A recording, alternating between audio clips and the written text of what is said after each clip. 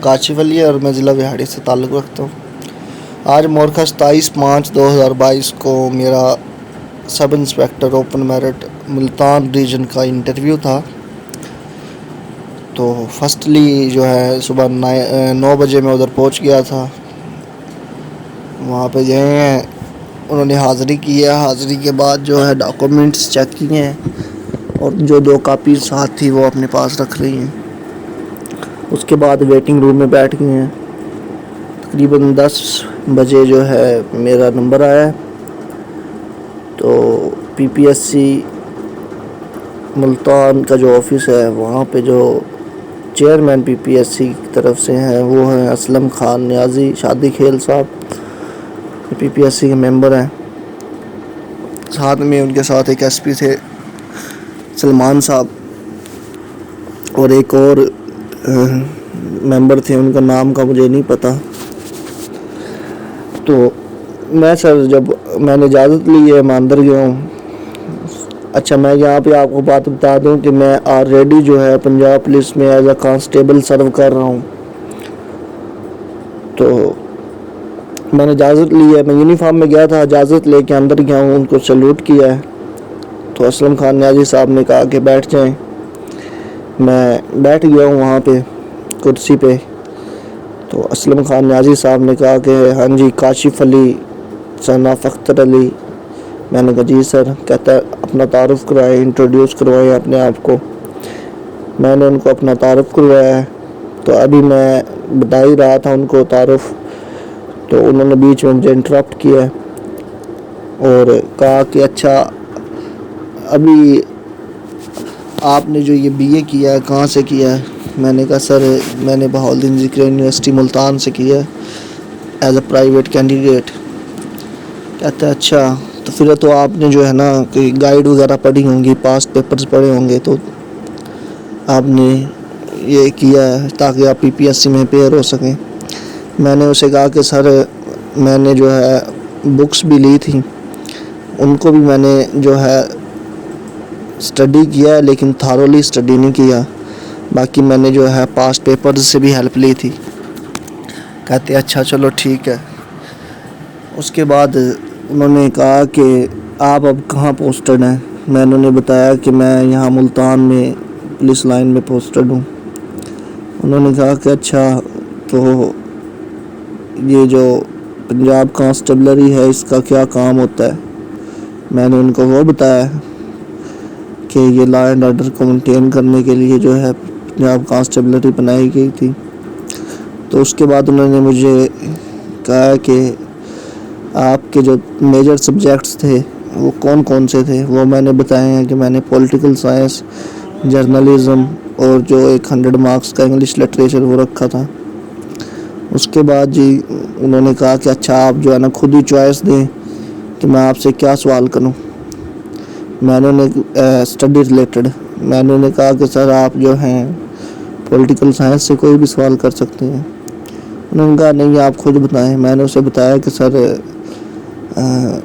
کہ جو ہے ایک ویسٹرن فلاسفر تھے میکاؤلی صاحب، ان کے بارے میں آپ سوال کر سکتے ہیں۔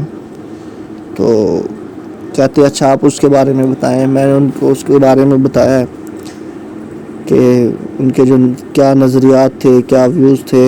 انہوں نے بک لکھی دا پرنس 1513 میں اس بارے میں۔ اچھا تو اس نے پھر اس میں سے مجھے کاؤنٹر کوشچن کیا کہ اچھا آپ یہ بتائیں کہ اس نے جو یہ بک لکھی دا پرنس، اس ٹائم کیا سچویشنز تھی جو جس وجہ سے اس نے یہ بک لکھی تھی، کس وجہ سے اس نے یہ بک لکھی تھی۔ تو مجھے اس کا آئیڈیا تو نہیں تھا، لیکن میں نے پھر بھی جو ہے اسے بتایا کہ سر جو اس ٹائم ریولیوشن چل رہا تھا، پہلے منارک تھے، پھر ڈیموکریسی آئی، ڈیموکریسی کے بعد دوبارہ پھر منارک آئے، تو اس وجہ سے جو ہے اس نے یہ بک لکھی تھی کہ حکمران کس طرح جو ہے اپنی سلطنت کو برقرار رکھ سکتا ہے، کس طرح وہ قائم رہ سکتا ہے۔ جو اس نے پرنسپلز بیان کیے وہ میں نے اس کے بارے میں تھوڑا سا ڈسکس کیا، بتایا انہیں۔ تو اس کے بعد انہوں نے جو مجھے ہے نا دوسرے ممبر تھے ان کی طرف ریفر کر دیا۔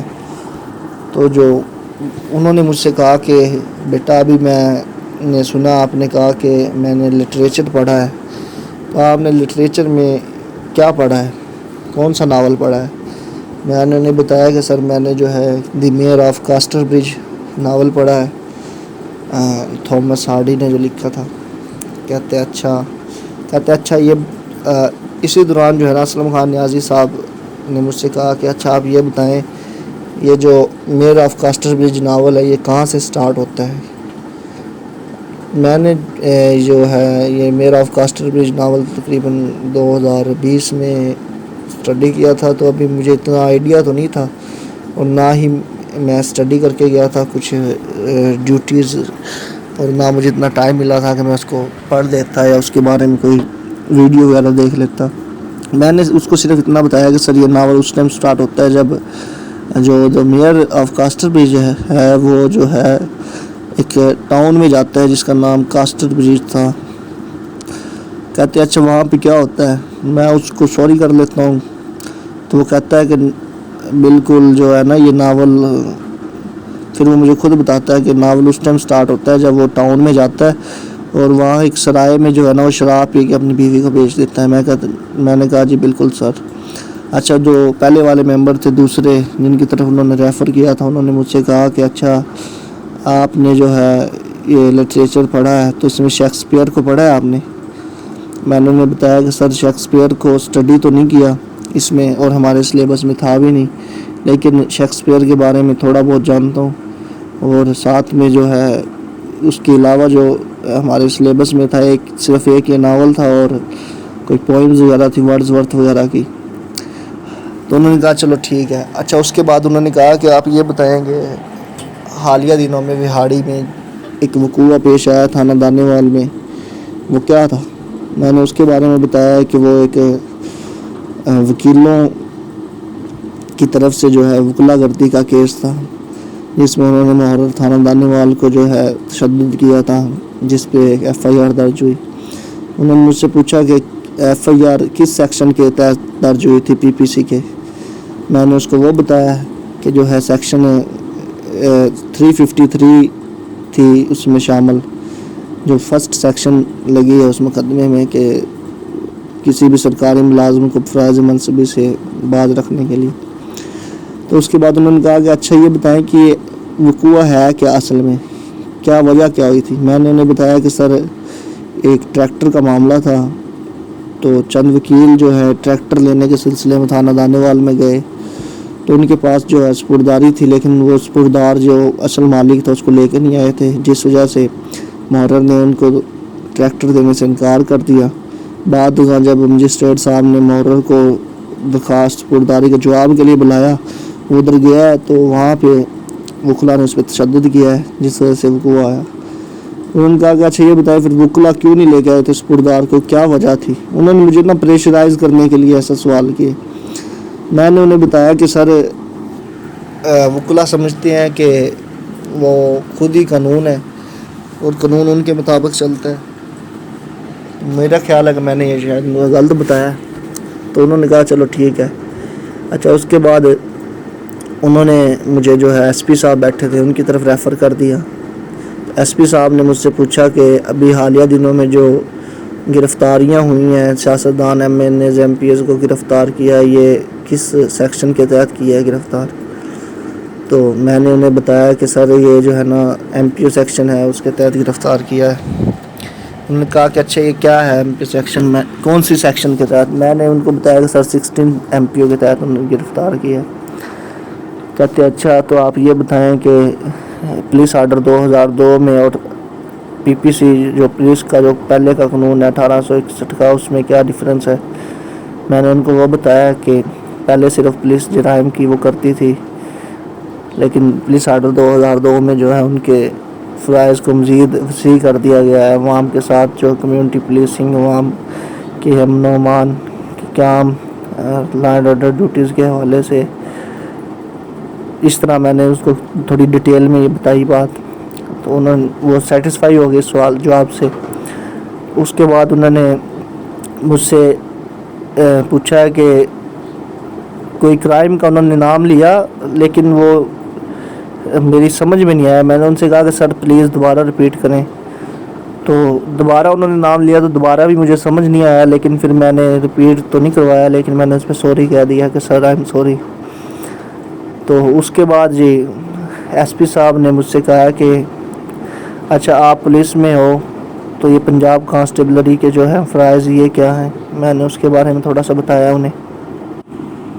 تو انہوں نے دوبارہ مجھے اسلم خان نیازی صاحب کی طرف ریفر کیا، تو اسلم خان نیازی صاحب نے کہا کہ اچھا آپ نے تو پرائیویٹ کیا ہے، اسٹڈی MBA کیا ہے، چلو آپ کو میں کہ انگلش کا فقرہ دیتا ہوں، اس کو جو ہے نا ٹرانسلیٹ کریں کہ سورج مشرق سے طلوع ہوتا ہے اور مغرب میں غروب ہوتا ہے۔ میں نے اس کو وہ بتایا کہ میں نے جب جواب دینا شروع کیا نا تو میں نے کہہ دیا کہ the sun rises from the east and sets in the west, تو انہوں نے کہا کہ فرام آئے گا، تبھی جو مجھے ریکال ہوا تو میں نے ان کو سوری کہا اور ساتھ میں کہا کہ the sun rises in the east and sets in the west, تو انہوں نے کہا کہ ٹھیک ہے۔ اس کے بعد انہوں نے مجھ سے کہا ہے کہ اچھا آپ نے پولیٹیکل سائنس کو اسٹڈی کیا ہے تو اس کی بیسکس آپ نے ایز اے پرائیویٹ کینڈیڈیٹ کیا ہے، تو آپ مجھے یہ بتائیں کہ پولیٹیکل سائنس کو سائنس کیوں کہتی ہیں۔ میں نے ان کو جو میری اس ٹائم سمجھ میں آیا وہ بتایا ہے۔ تو اس کے بعد انہوں نے کہا کہ جو میتھمیٹکس ہے اس کو پیور میتھمیٹکس کیوں کہتے ہیں، اس پہ میں نے اس کو سوری کیا ہے۔ تو اس کے بعد جو ہے اسلم خان نیازی صاحب نے مجھے کہا کہ ٹھیک ہے بیٹا اب آپ جا سکتے ہیں۔ میں نے ان کو دوبارہ سلیوٹ کیا ہے اور باہر آ گیا۔ یہ میرا آج کا جو تھا انٹرویو کا ایکسپیرینس تھا جو میں نے آپ کے ساتھ شیئر کیا ہے۔ باقی اللہ پاک سے دعا ہے کہ اللہ پاک ہر اس بندے کو کامیاب کرے جس نے محنت کی ہے۔